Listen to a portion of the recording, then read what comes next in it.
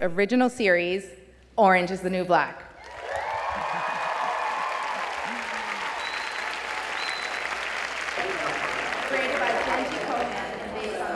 I think people have gone crazy over the show because it's so relatable, and it's a dramedy.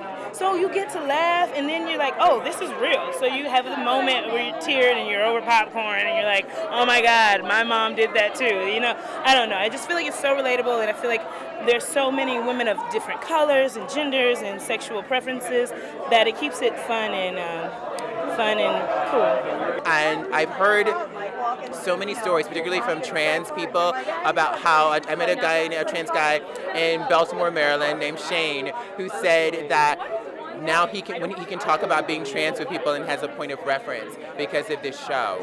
I met a trans woman in Edmonton, Alberta, Canada, who talked about watching the show with her wife, and it opened a dialogue around her need to transition, and she started transitioning because of the show, and she still has a relationship with her wife and her child.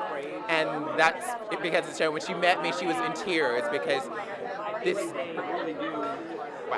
this moment changed her life. And so I'm like, it just reminds me of the power of the media and the power of what it means, of Genji Cohen, and what it means to tell these really profoundly human stories. And the one, the only Genji Cohen, creator and executive producer. You know, you hear that Genji Cohen's doing another show, and you just go, yeah, I want to read that. What goes on? Is there a part for me? And then you hear that it's a women's prison show, and you go, maybe there's not a part for me. And then you find out there is a part for you, and you read it, and you go, oh, wow, that's really cool. It's different for me. It's not like something I usually do.